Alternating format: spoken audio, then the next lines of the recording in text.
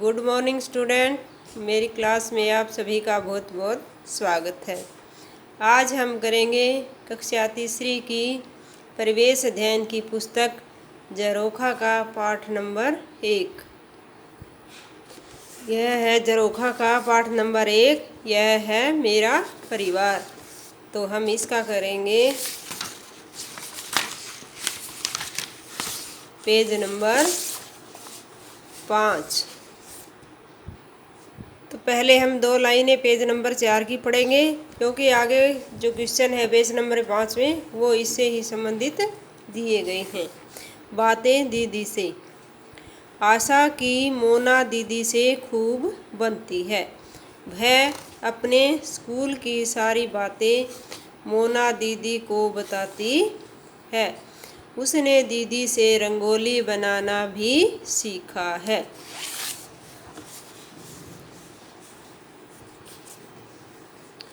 अब आते हैं पेज नंबर 5 पर।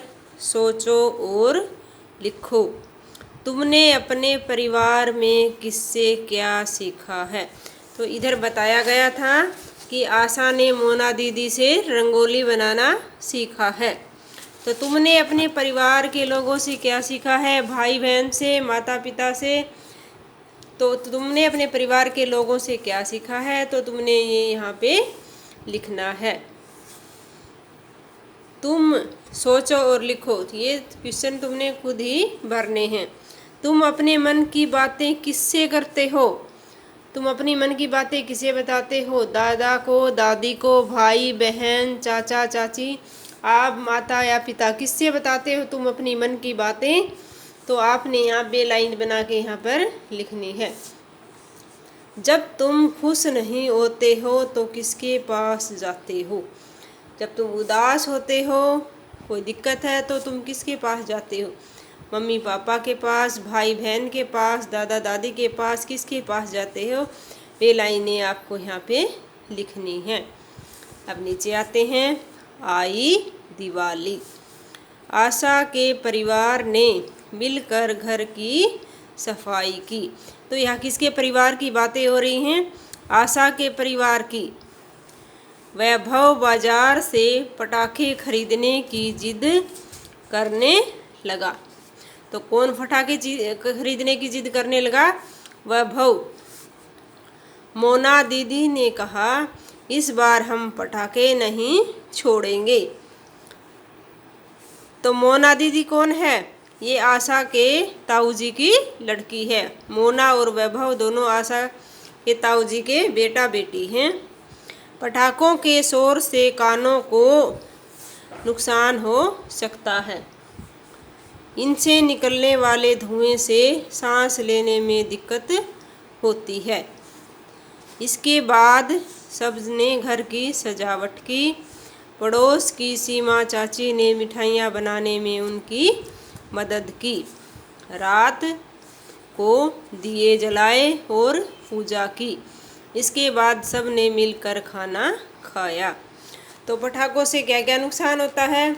एक तो हमारे सुनने की शक्ति है वो कम होती है, कानों को नुकसान होता है, और इससे धुआं जो निकलता है वो बहुत ही जहरीला होता है, और इससे हमें सांस लेने में भी कठिनाई होती है।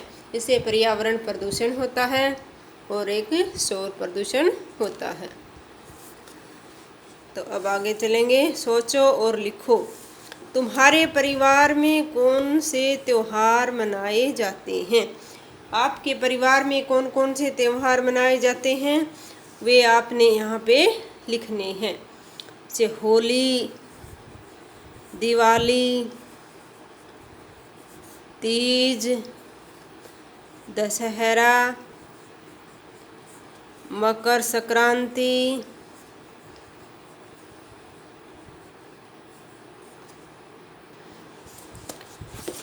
होली, दिवाली, तीज, दशहरा, मकर संक्रांति, वैसाखी।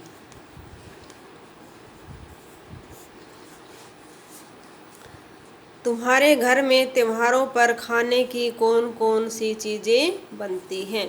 जो त्योहार पर हम घर पे खाने पीने की चीज़ें बनाते हैं वे यहाँ पे लिखनी हैं। जैसे हलवा, पूरी, हलवा, पूरी, सेवई, सेवई भी बनाते हैं हम कई त्योहारों पे, बर्फ़ी,